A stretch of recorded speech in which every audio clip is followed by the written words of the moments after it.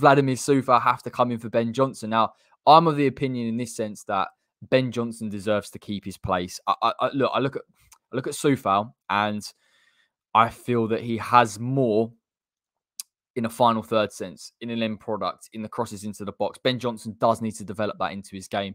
But defensively, you can't argue that Ben Johnson's been absolutely spot on.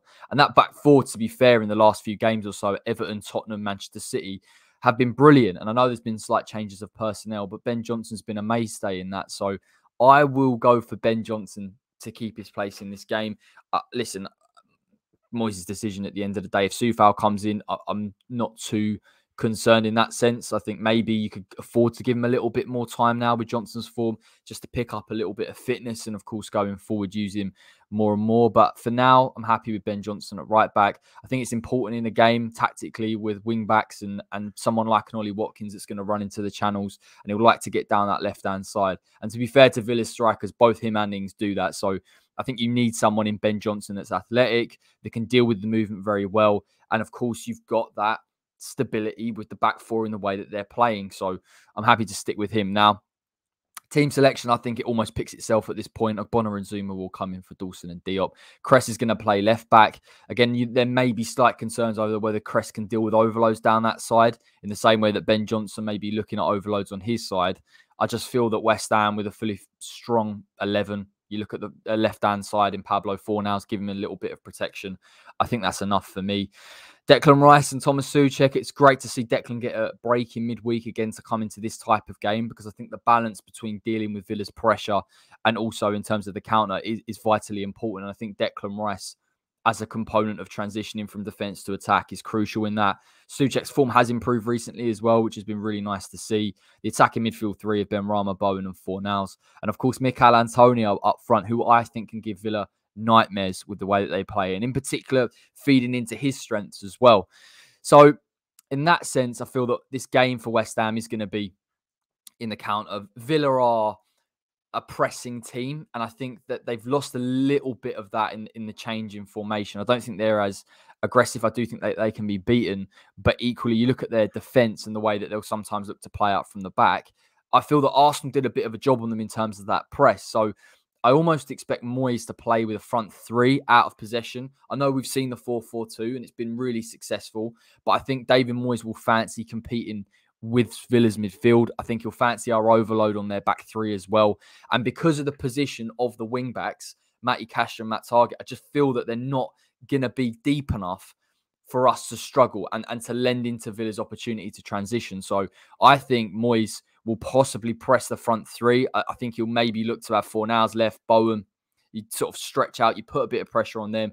Antonio is the central point. And also Benrahma. And this is really crucial to me because Aston Villa are looking to play McGinn and Douglas Luiz, and primarily Douglas Luiz playing out from that back three. And whilst Benrahma isn't the greatest presser or the biggest physical presence or whatever you really want to call it, I do think he's been more effective in that. And I think when West Ham can play with that front four out of possession, pressing a bit higher, we're going to make it difficult for Villa. And I think when we get that turnover as well, the front four, inevitably, their movement is fantastic. I was watching actually us train the other day, and every single game before we play, we practice the same routine over and over again. That's getting the overload in the box. And I feel that West Ham have got brilliant ball carriers, Fornals, Jarrod Bowen, Benrahma. The movement's very good. And I also look individually at what possibly are elements of this game where Villa may have more of the ball. I think that we might be able to bypass Villa's press, if I'm honest. I think you can look at Mikel Antonio peeling off the shoulder of Tyrone Mings, who for me is getting found out a little bit. I actually thought he'd be a little bit more comfortable, to be honest, in the back three. And maybe it's just the change in shape that's causing him issues and Villa looking to play out a little bit. But I fancy Mickey against him, if I'm honest. I think the movement in beyond. The one thing I'll say about this is I don't want this to be a game of, okay, let's go long. Let's direct into Mickey and play off him. I actually think West Ham are good enough to play or at least progress through Aston Villa. We're not going to make it a Mikel Antonio versus Tyrone Mings in the air, because that's where the frustration will lie. I think we're good enough to get the ball down, get it to feet and play through them. And I think that will be a real opportunity for West Ham. I obviously mentioned earlier in the video about Mikel Antonio and his tendency to always come off to the left-hand side and always drift and carry the ball. I think that's brilliant for us. I honestly do. And I spoke about going direct and why that might be problematic, but playing devil's advocate here, if Mickey holds the ball up and he's going to carry the ball, that back three of Villa's is going to be stretched. And I just fancy West Ham with the way that we play in the final third to get men forward. I suppose the only hesitation would be in this game is you look at the wide areas, you look how wide Villa's back three is. Maybe Moyes might think we can get Cress further forward, we can get Ben Johnson further forward, exploit the wide areas, and it will stretch them even further. The only reason I'd be quite hesitant to do that is you don't really want to lend into Villa's ability to transition. And against Arsenal in that second half, they did improve ever so slightly. I think if Leon Bailey plays in this game, that's a different dynamic, a fantastic player that is quick, that is direct, and he's going to play on the right-hand side. So Moyes has to manage that in terms of when to really go at Villa and whether to just play a balanced game. And listen, there's always a time and a place to go and use the wide areas and get the fullbacks forward. I just feel that because we're using a 4-2-3-1 against the way that they'll play, and you even look at them in an attacking sense for me, because Buendia's playing the number 10. I think Buendia struggled incredibly against Arsenal. I've never seen a player in recent games lose possession as much as he has. And I think that's the breakdown in transition that will help West Ham a lot. And again, I wouldn't say in this game it's a high line situation. I feel that we don't even really have to have a high defensive line, if I'm honest. I don't even think we need to fully get the fullbacks forward. I would prefer, again, talk about Villa's wing-backs. Target and Cash are using the wide areas, A, to pick the ball up and play to, but B, to carry the ball. And the width and the delivery will come from them. So keeping the position of the fullbacks for us in Cress and Johnson is probably vital in terms of dealing with their threat and preventing deliveries into the box. And again, I know they've not been great, Aston Villa. They've had spells where they've been good, but you don't want to get into a situation where you're allowing them to get deliveries into the box. And you've got Danny Ings and Ollie Watkins, who for me, both individually have got great movement. I think Danny Ings is a phenomenal striker. I don't think he probably gets the credit he deserves because of injury record or whatnot. For me, that's the player that you have to watch out for when you're West Ham. But I back us in a sense of if we're in a back four and we're very rarely out of shape, we've got enough. We have absolutely enough. I suppose the only question mark would be, coming to think of it now, is people will go, do you want Declan to progress the ball? Because you don't want him out of shape. Like we touched on, Buendia can pick up pockets and their front two are very good in terms of their movement. Do you really want Declan to be able to carry the ball? I think we can afford to pick our moments. I fully expect it to be the same dynamic as it has been in recent weeks. Deck sitting in the number 6 and Souček being in number 8. Listen, I don't need to go over old ground. I think that suits both of them perfectly well.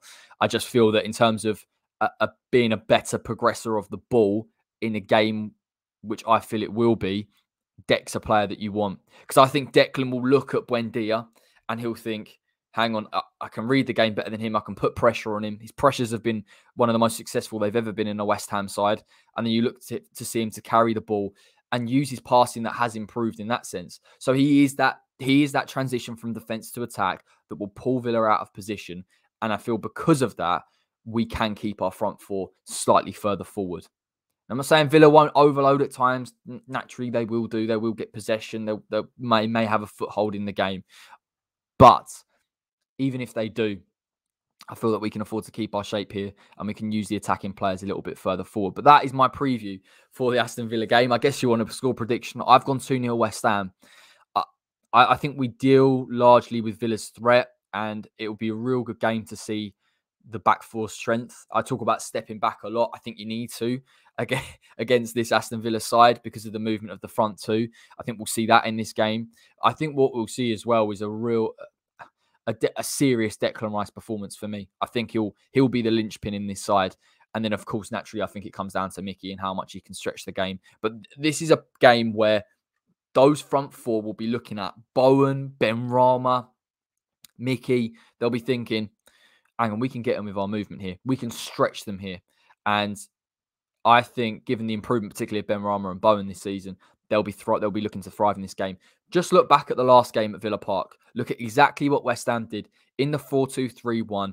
We were absolutely fantastic in that game. And a lot of that came from defensive discipline and not being too aggressive in getting forward. But it also came from the fact that the front four works so well. But the movement has to be there. And even against the back five, which it could be at times, as opposed to a back four, this team are fantastic in that sense. So I'm going 2-0 West Ham. Let me know your thoughts in the comment section. Let me know your thoughts regarding selection choices. I know I have seen it, and I really wanted to do a video versus Johnson and Coufal just to cap that one off. I think it's brilliant. We've got 2 right backs that are competing for the first team spot. That's exactly what you want in a West Ham side. It's also what you want in terms of your keepers as well. And there is a separate argument, but I do feel that Moyes is going to stick with what he's got, keep with the stability. I think it's important for the team. The only reason why I can see Ben Johnson being dropped is because he played in midweek and Coufal may be fitter. But again, either or to me, it doesn't really matter. It's just a case of Johnson getting the plaudits that he deserves and the minutes that he deserves. That's it. That's enough. I'll speak to you tomorrow. Take care, guys. Enjoy the rest of your Saturday. And of course, we will reconvene and talk hopefully about 3 points at Villa Park.